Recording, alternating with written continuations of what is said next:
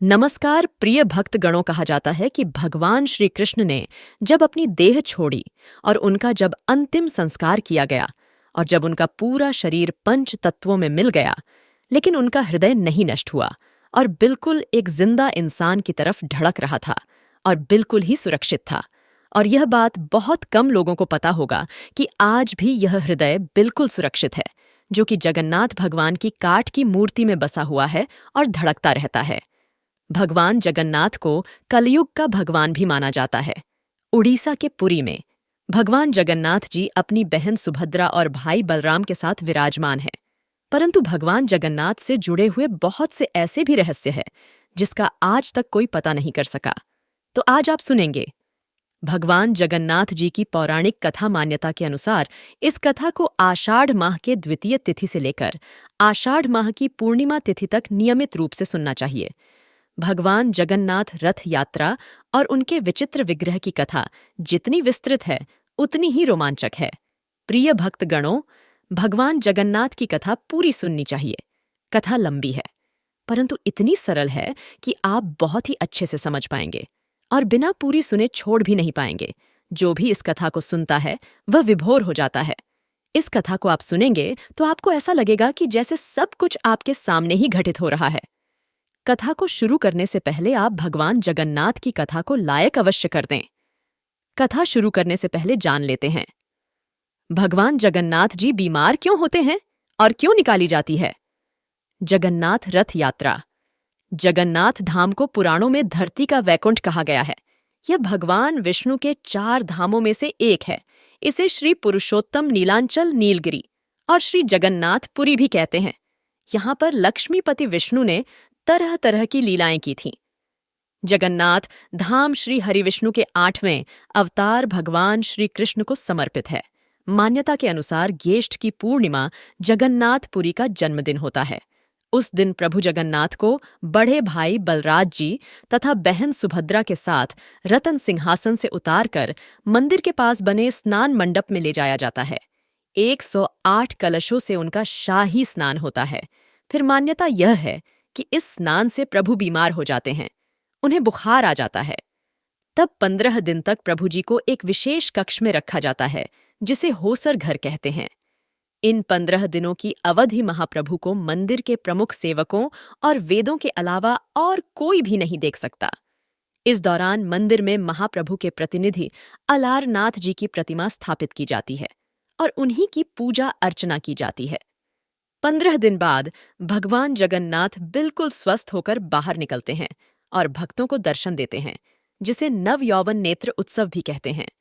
इसके बाद आषाढ़ माह की द्वितीया के दिन महाप्रभु श्री कृष्ण और बड़े भाई बलराम जी तथा बहन सुभद्रा जी के साथ राजमार्ग पर आते हैं और रथ पर विराजमान होकर नगर भ्रमण पर निकलते हैं। इस मंदिर का सबसे पहला प्रमाण महाभारत के वन पर्व में मिलता है। कहा जाता है कि सबसे पहले सब्र आदिवासी विश्वसु ने नील माधव के रूप में इसकी पूजा की थी। आज भी पुरी के मंदिरों में कई सेवक हैं जिन्हें नेत्रपति नाम से जाना जाता है और स्कंद पुराण के अनुसार यहाँ भगवान विष्णु पुरुषोत्तम नील माधव के रूप में अवतरित हुए थे और सब्र जनजाति के परम पूज्य देवता बन गए। पहले कबीले के लोग अपने देवताओं की मूर्तियों को काष्ठ से बनाते थे। ज्येष्ठ पूर्णिमा से आषाढ़ पूर्णिमा तक सब्र जाति के लोग देत्रपति जगन्नाथ जी की सारी रीत रिवाज निभाते हैं। पुराणों के अनुसार नीलगिरी में पुरुषोत्तम हरि की पूजा की जाती है। पुरुषोत्तम हरि को यहाँ भगवान राम का रूप भी माना जाता है। सबसे प्राचीन मत्स्य पुराण में लिखा है कि पुरुषोत्तम क्षेत्र की देवी विमला है और यहाँ उनकी पूजा होती है। रामायण के उत्तराखंड के अनुसार भगवान राम ने रावण के भाई विभीषण को अपने वंश के कुल देवता भगवान जगन्नाथ जी की आराधना करने को कहा था। आज भी पूरी केसरी मंदिर में विभीषण वंदना की परंपरा कायम है। भगवान जगन्नाथ श्री कृष्ण के अवतार हैं। ऐसा माना जाता है कि भगवान जगन्नाथ की बहन सुभद्रा ने द्वारका के दर्शन करने की इच्छा जाहिर की थी। तब भगवान जगन्नाथ ने अपनी बहन को रथ में बैठाकर घुमाया था। तभी से रथ यात्रा की शुरुआत हुई। ऐसी मान्यता है कि जो भी व्यक्ति रथ यात्रा में शामिल होकर रथ को खींचता है उसे 100 यज्ञ करने के बराबर पुण्य फल मिलता है। रथ यात्रा में भगवान जगन्नाथ के रथ के साथ उनकी बहन सुभद्रा और बड़े भाई बलराम के रथ भी शामिल होते हैं।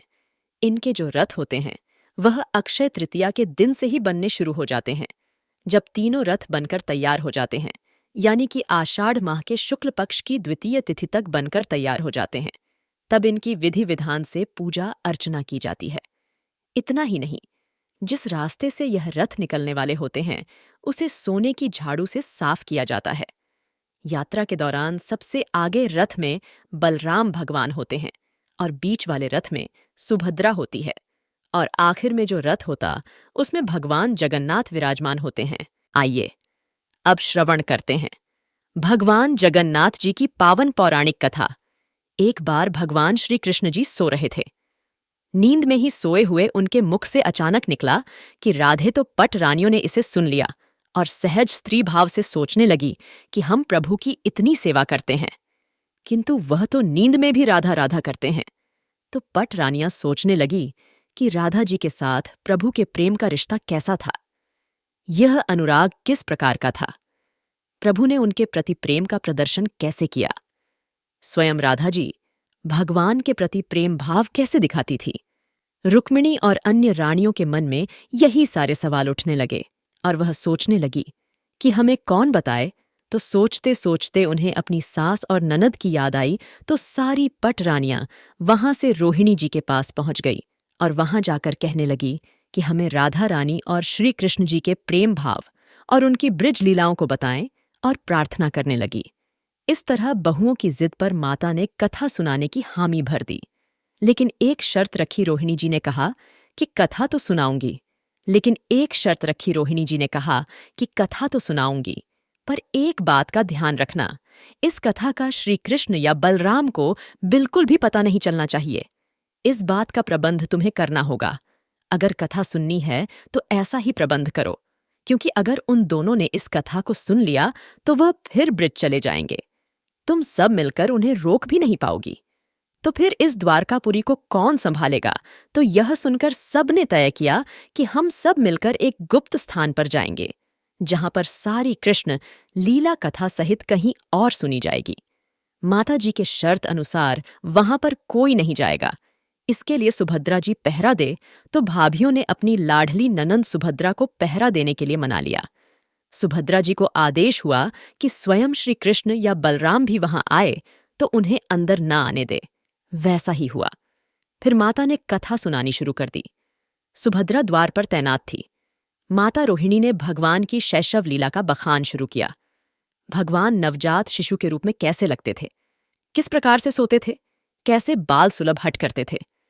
रोहिणी जी इतने भाव विभोर से सुना रही थी जैसे कथा नहीं है। सब कुछ उसी समय चल रहा है। सारी बहुएं आनंद मग्न होकर कथा सुन रही थी। कथा सुनकर सुभद्रा दीदी वहां पर आकर बाल रूप में अनुभव करने लगी, और पहरा देते देते वहीं द्वार पर बैठते उन्हें कुछ भी होश नहीं था। थोड़ी देर में श्री कृष्ण और बलराम वहां आ पहुंचे। सुभद्रा जी को द्वार पर ऐसे बैठा हुआ देखा तो उन्हें शक हुआ। बाहर से ही श्री कृष्ण जी ने अपनी सूक्ष्म शक्ति द्वारा अपनी माता द्वारा वर्णित ब्रज लीलाएं आनंद लेकर सुनने लगे। बलराम जी भी कथा का आनंद लेने लगे। पट रानियां तो वैसे भी कथा में डूबी हुई थी। भगवान भी विभोर होकर शुद्ध बुद्ध खो बैठे। ऐसे विभोर हुए कि मूर्ति के समान जड़ प्रतीत होने लगे। बड़े ध्यानपूर्वक देखने पर भी उनके हाथ पैर दिखाई नहीं दे रहे थे। सुदर्शन ने द्रवित होकर लंबा रूप धारण कर लिया। तभी अचानक देवर्ष नारद का वहां पर प्रवेश हो गया। देव मुनि नारद भी भगवान के इस रूप को देखकर आश्चर्य होकर निहारते रहे। कोई भी वहां पर सुध में नहीं था। सारे अपनी सुध बुद्ध खो बैठे थे। उन्हें देखकर कथा सुनते सुनते नारद जी भी अपनी सुध बुद्ध खो बैठे। कुछ समय बाद नारद की तंद्रा भंग हुई। उन्होंने भगवान को प्रणाम करके कहा कि प्रभु, मेरी इच्छा है कि जो मैंने आपका रूप आज देखा है, मैं चाहता हूं कि आपका वही रूप भक्त जनों को पृथ्वी लोक पर चिरकाल तक देखने को मिले। आप इस रूप में पृथ्वी पर वास करें। तो भगवान नारद जी की बात सुनकर बहुत ही प्रसन्न हुए और उन्होंने कहा कि तथास्तु कली काल में इसी रूप नीलांचल क्षेत्र में अपना स्वरूप प्रकट करूंगा। आपने जिस बाल भाव वाले रूप में अंगहीन मुझे देखा है, मेरा वही विग्रह प्रकट होगा। आपको धैर्यपूर्वक उसकी प्रतीक्षा करनी होगी। यह सुनकर नारद जी तो प्रसन्नता से गदगद हो उठे कि भगवान ने मेरी प्रार्थना स्वीकार कर ली। उन्होंने भगवान से पूछा कि वह भाग्यशाली कौन होगा जिसे यह सुअवसर मिलेगा। आप तो जानते हैं, मेरी कमजोरी है, मेरा कौतूहल। इस बात को यदि मैं ना जानूं तो मैं व्याकुल रखूंगा। प्रभु, क्या मैं कलिकाल के आने तक व्याकुल रहूं? तो यह सुनकर भगवान नारद की चतुराई पर हंस पड़े और बोले कि आपको इस दुर्लभ स्वरूप के पुनः दर्शन के लिए प्रतीक्षा तो करनी पड़ेगी। देवर्षि मालवराज इंद्रधूम समुंदर के उत्तर दिशा और महानदी के दक्षिण दिशा में श्री क्षेत्र में भव्य मंदिर का निर्माण करवाएंगे। वहां मेरी प्रतिमा धातु या पाषाण की ना होकर स्वयं क्लब सुसज्जित होगी। वहां मेरा स्वरूप वही होगा जो आपने देखने की लालसा प्रकट की है। तो यह सुनकर नारद जी का कौतूहल शांत हो गया। वह प्रसन्न होकर भगवान की स्तुति करके अपने लोक चले गए। श्री क्षेत्र यानी जगन्नाथपुरी क्षेत्र में इंद्रधूमन द्वारा भगवान जगन्नाथ जी की मंदिर की स्थापना की कथा यहीं से आरंभ होती है। भगवान नील माधव के इस पुरुषोत्तम क्षेत्र पर सुदूर मालव में राज्य करने वाले इंद्रद्युम्न कैसे पहुंचे, कैसे हुई मंदिर की स्थापना, क्यों कहा जाता है इसे पुरुषोत्तम क्षेत्र? यह बहुत ही सुंदर कथा है। राजश्री राजा इंद्रधूम की इंद्रधूमन श्रेष्ठ प्रजापति राजा थे। अपनी प्रजा से बहुत ही प्रेम करते थे। प्रजा भी अपने राजा से बहुत ही प्रेम करती थी। राजा के राज्य में प्रजा सुखी और संतुष्ट थी। लेकिन राजा इंद्र के मन में एक ऐसी इच्छा थी, वह कुछ ऐसा करें जिससे सारी प्रजा, सारे लोग उसे याद रखें। देव योग से इंद्र के मन में एक अज्ञात कामना प्रकट हुई कि तुम एक ऐसे मंदिर का निर्माण कराओ जैसा दुनिया में कहीं और ना हो।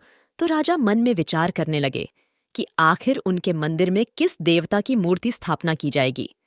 मंदिर तो मैं बहुत ही भव्य बनवा दूंगा, लेकिन उस मंदिर में ऐसे देवता की मूर्ति की स्थापना होनी चाहिए जो लोग जन्म जन्मांतर तक याद करें और पूजा करें। बस अब राजा इंद्र के मन में यही इच्छा और चिंतन हर समय चलने लगी। एक रात राजा इसी बात पर गंभीर चिंतन करते करते सो गए तो नींद मेरा घर एक सपना देखा। सपने में उन्हें एक देववाणी सुनाई दी। राजा ने कुछ इस तरह से सुना कि राजा, तुम पहले मंदिर का निर्माण कराओ, मूर्ति विग्रह की चिंता छोड़ दो, उचित समय आने पर तुम्हें स्वयं राह दिखाई पड़ेगी। तो राजा नींद से जाग उठे। सुबह होते ही उन्होंने अपने मंत्रियों को सपने की बात बताई। राजपुरोहितों को भी बुलाया गया तो सबने कहा कि जैसा सपने में तुम्हें सुनाई दिया है ठीक वैसा ही करो। तो शुभ मुहूर्त में पूर्वी समुद्र तट पर एक विशाल मंदिर के निर्माण का निश्चय हुआ। वैदिक मंत्रोच्चारण के साथ मंदिर निर्माण का श्री गणेश हुआ। जैसे ही राजा इंद्र के मंदिर बनवाने की सूचना दूर दूर तक की शिल्पियों और कारीगरों को हुई तो सारे इसमें योगदान देने के लिए पहुंच गए। दिन रात मंदिर के निर्माण में जुट गए। कुछ वर्षों में एक भव्य मंदिर बनकर तैयार हो गया। सागर तट पर एक विशाल मंदिर का निर्माण तो हो गया, परंतु मंदिर के भीतर भगवान की मूर्ति अब किसकी रखी जाए, वह चिंता जस की तस थी। राजा फिर से चिंतित होने लगे तो एक दिन राजा मंदिर के गर्भगृह में बैठकर इसी चिंता में बैठे थे कि अचानक राजा की आंखों से आंसू निकल आए। राजा ने भगवान से विनती की कि प्रभु, आपके किस स्वरूप को इस मंदिर में स्थापित करूं? इसकी चिंता से मैं बहुत ही व्याकुल हूं। मुझे कोई मार्ग दिखाइए।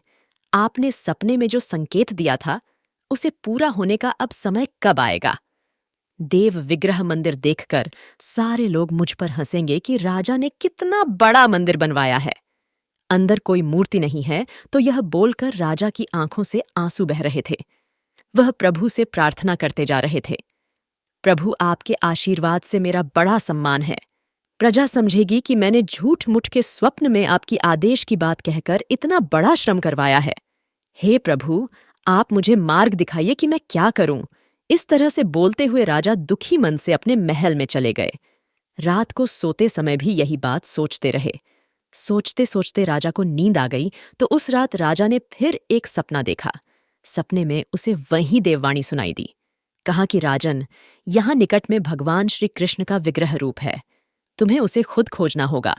तुम्हें दर्शन मिलेंगे और वहीं लाकर यहाँ पर स्थापित करना होगा। तो सुबह होते ही इंद्र ने स्वप्न की बात पुरोहित और मंत्रियों को बताई। सभी इस निष्कर्ष पर पहुंचे कि प्रभु की कृपा सहज प्राप्त नहीं होगी। उसके लिए हमें मन से परिश्रम करना होगा। हमें तलाशना होगा कि भगवान श्री कृष्ण का विग्रह रूप कहाँ है। तो राजा इंद्रधूमल ने भगवान के विग्रह का पता लगाने की जिम्मेदारी 4 विद्वान पंडितों को सौंप दी। प्रभु की इच्छा से प्रेरित होकर चारों विद्वान चारों दिशाओं में निकल गए। उन चारों में से एक विद्वान विद्यापति थे। वह चारों में सबसे कम उम्र के थे। प्रभु की विग्रह की खोज के दौरान उनके साथ बहुत सी अलौकिक घटनाएं हुई। वह घटनाएं कुछ इस तरह से थीं। पंडित विद्यापति पूर्व दिशा की ओर चले। कुछ आगे चलने के बाद विद्यापति उत्तर की ओर मुड़े तो उन्हें एक जंगल दिखाई दिया। वो जंगल बहुत ही भयानक था। विद्यापति श्री कृष्ण के उपासक थे। उन्होंने श्री कृष्ण जी का स्मरण किया और राह दिखाने की प्रार्थना की। भगवान श्री कृष्ण की प्रेरणा से उन्हें राह दिखने लगी। प्रभु का नाम लेते हुए वह वन में चले जा रहे थे। जंगल के मध्य में उन्हें एक पर्वत दिखाई दिया। पर्वत के वृक्षों से संगीत की ध्वनि और सुर में गीत सुनाई पड़ रहा था। विद्यापति संगीत के जानकार थे। उन्हें वहां मृदम, बंसी और करताल की मिश्रित ध्वनि सुनाई दे रही थी। यह संगीत उन्हें बहुत ही दिव्य लगा। संगीत की लहरियों को खोजते हुए विद्यापति आगे बढ़ने लगे। वह बहुत ही जल्द पहाड़ी की चोटी पर पहुंच गए। पहाड़ के दूसरी ओर उन्हें एक सुंदर घाटी दिखी, जहां पर भील नृत्य कर रहे थे।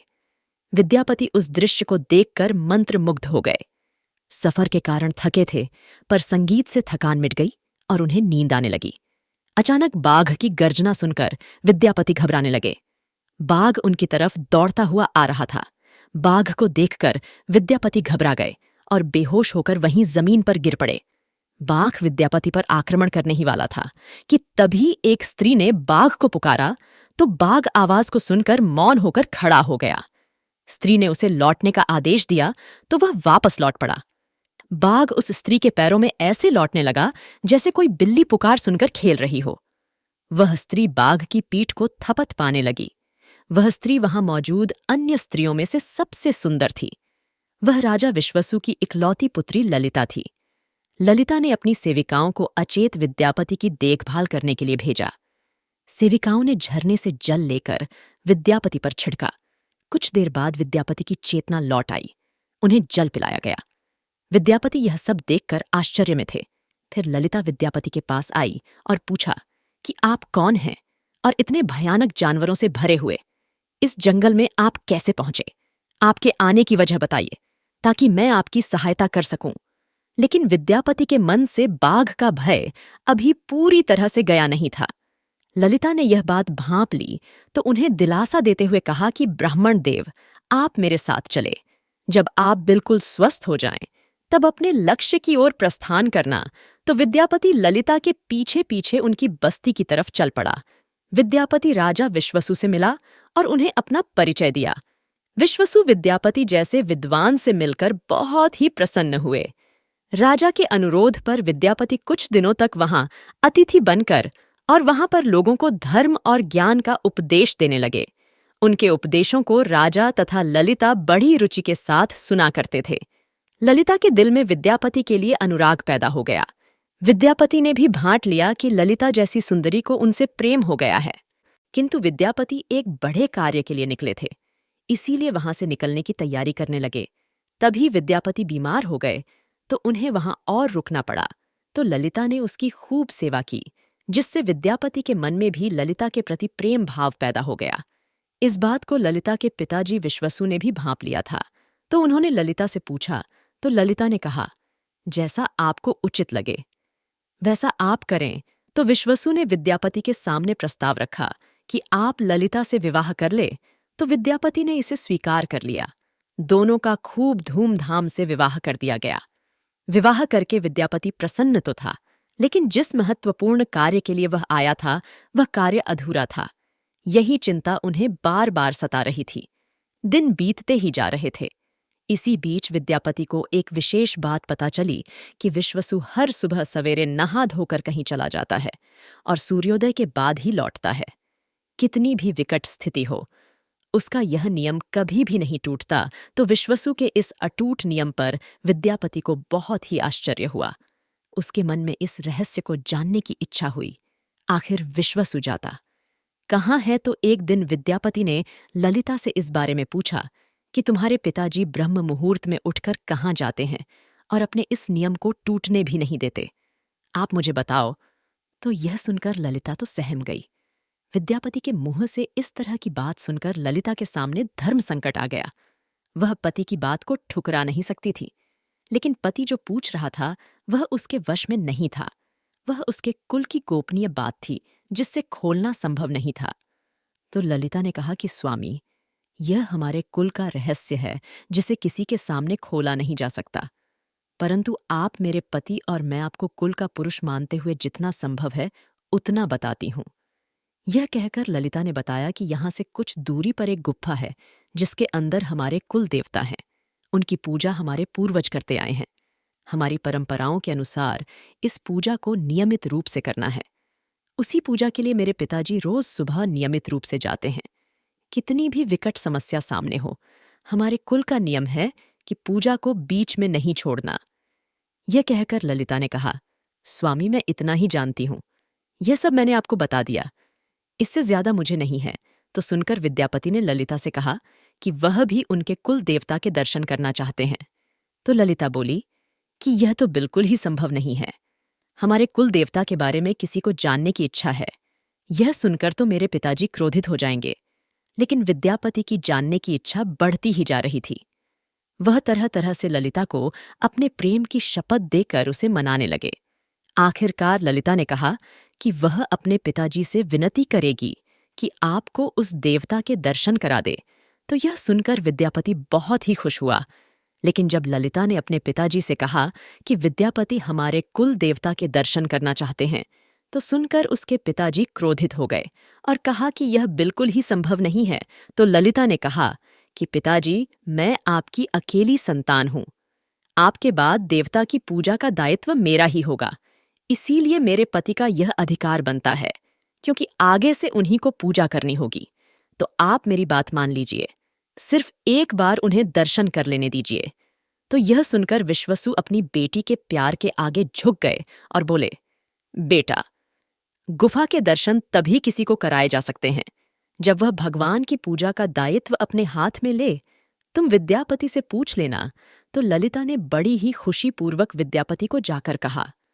तो विद्यापति ने कहा कि मैं दायित्व को स्वीकार करता हूं। तो यह सुनकर विश्वसु विद्यापति को देवता का दर्शन कराने के लिए राजी हो गए। दूसरे दिन सूर्योदय से पूर्व विद्यापति की आंखों पर पट्टी बांधकर विश्वसु उसका दाहिना हाथ पकड़कर गुफा की तरफ चल पड़े। विद्यापति बहुत तेज था। उसने मुट्ठी में सरसों ले ली और जिस रास्ते से जा रहा था उसी रास्ते में थोड़ी थोड़ी छोड़ता हुआ जा रहा था। जैसे ही गुफा के पास पहुंचे तो दोनों गुफा के अंदर गए। विश्वसु ने विद्यापति की आंखों की काली पट्टी खोल दी। पट्टी खुलते ही विद्यापति ने देखा कि गुफा में नीले रंग का प्रकाश चमक रहा है। हाथों में मुरली लिए भगवान श्री कृष्ण का रूप विद्यापति को दिखाई दिया तो विद्यापति तो आनंद मग्न हो गए। उन्होंने भगवान के दर्शन किए। दर्शन के बाद तो जैसे विद्यापति तो वहां से जाना ही नहीं चाहते थे, लेकिन विश्वसु में थोड़ी देर रुकने के लौटने का आदेश दिया। फिर उनकी आंखों पर फिर से पट्टी बांधी और दोनों घर की ओर चल पड़े। घर लौटने पर ललिता ने विद्या से पूछा कि क्या आपने देवता के दर्शन किए? वह देखने में कैसे थे? मुझे भी जरा बताओ।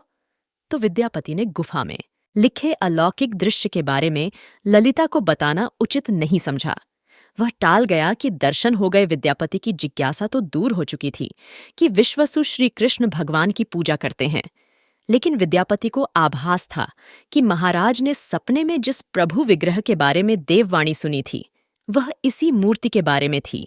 तो यह सोचकर विद्यापति विचार करने लगा कि किसी तरह इस मूर्ति को लेकर राजधानी पहुंचना होगा।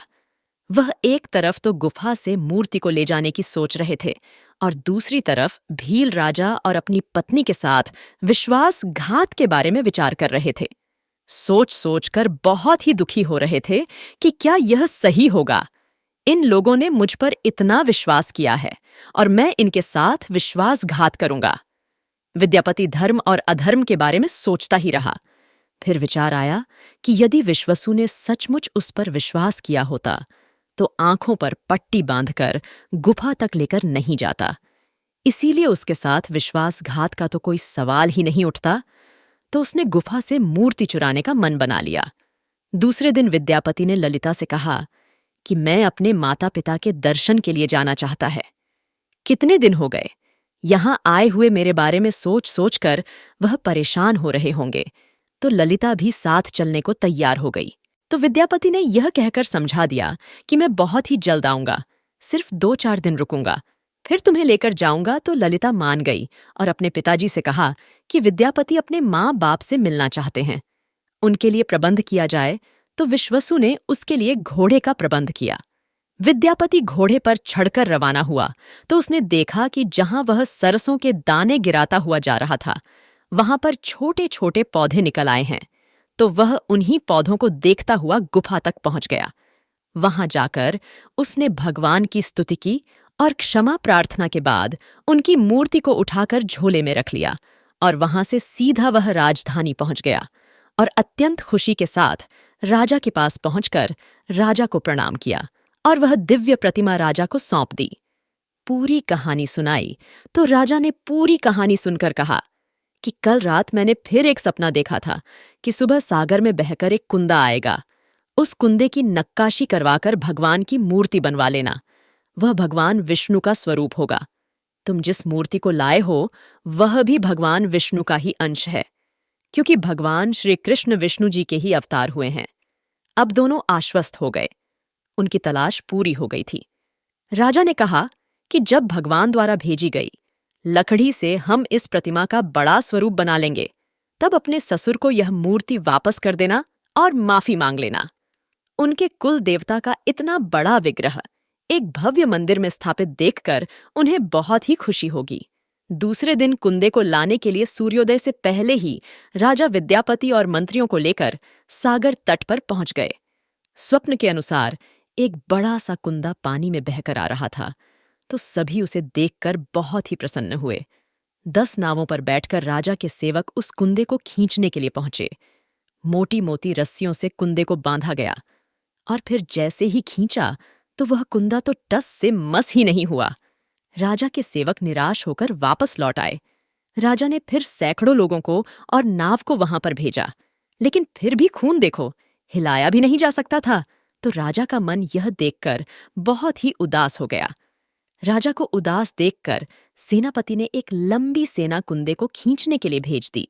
सागर में सैनिक ही सैनिक नजर आने लगे, लेकिन सारे मिलकर भी कुंदे को अपने स्थान से हिला भी नहीं पाए।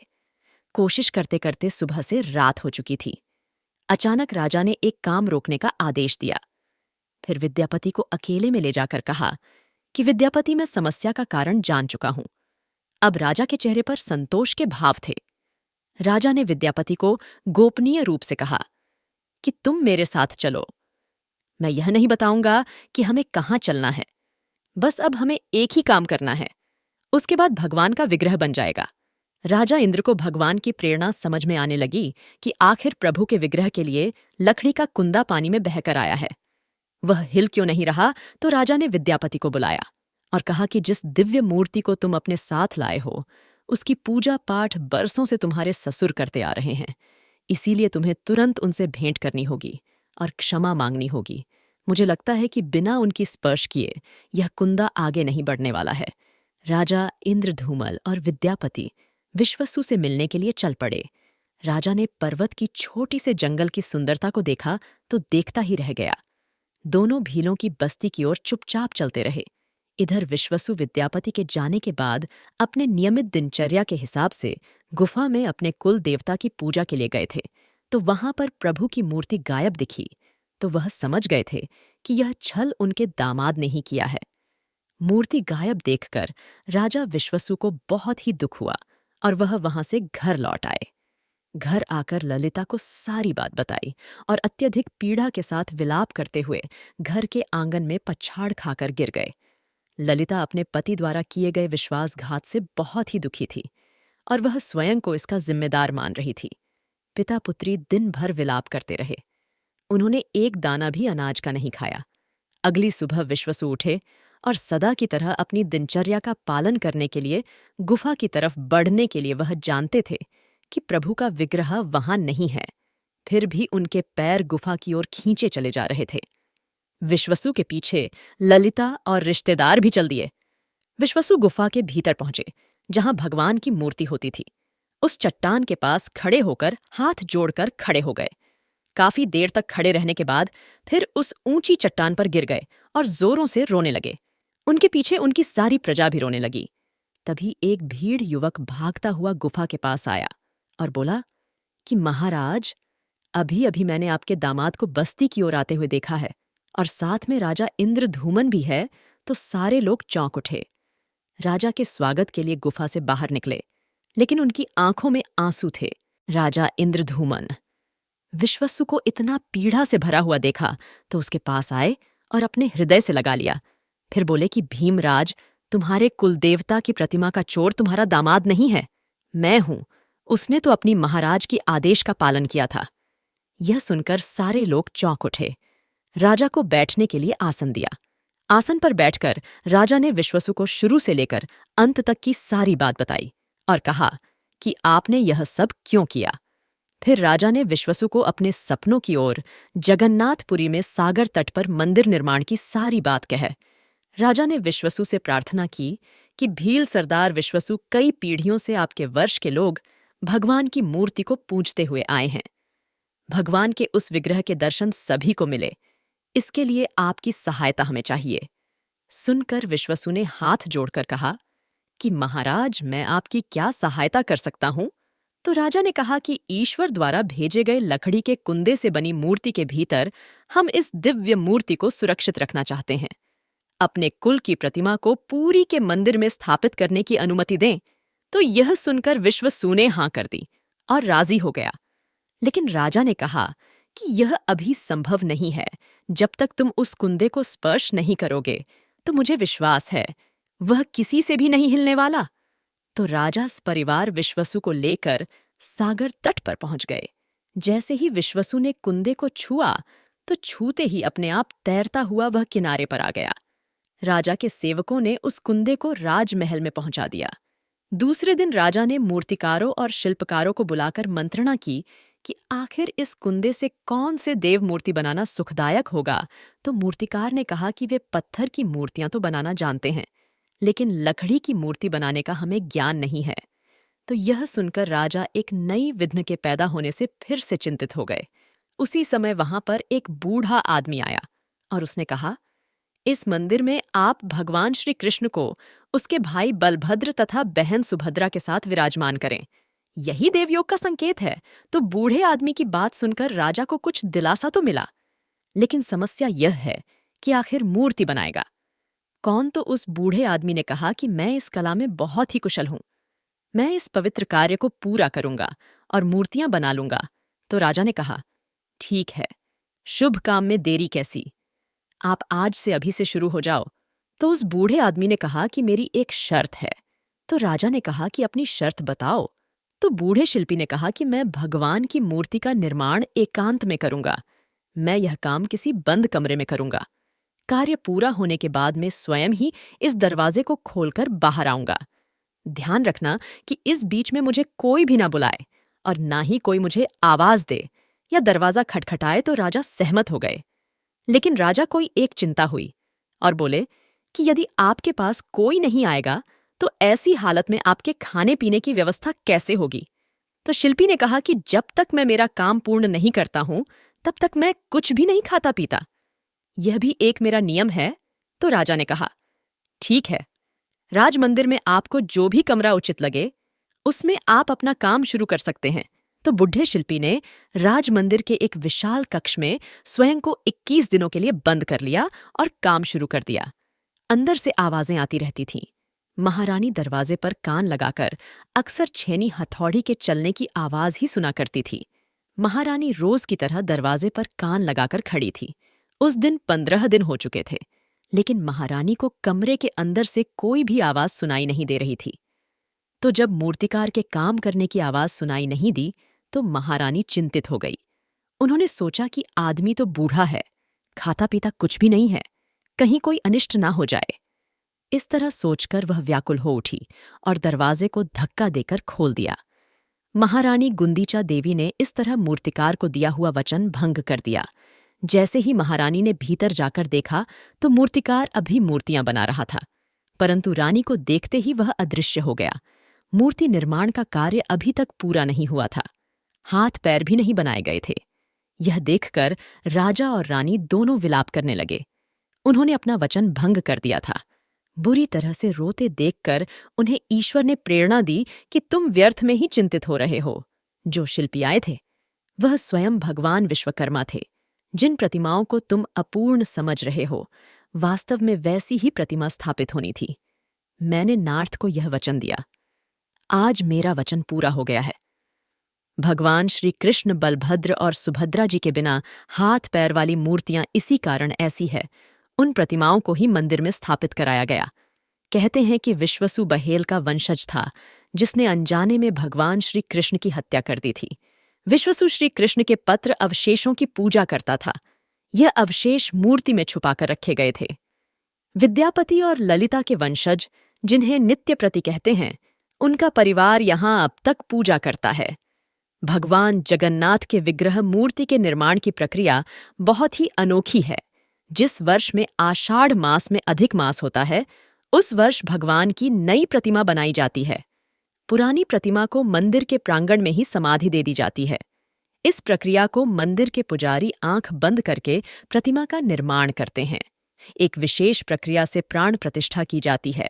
तो यह थी भगवान जगन्नाथ रथ यात्रा की पौराणिक सत्य कथा। आपको कथा अवश्य ही पसंद आई होगी। वीडियो को लाइक कीजिए, कथा को ज्यादा से ज्यादा शेयर कीजिए। धन्यवाद।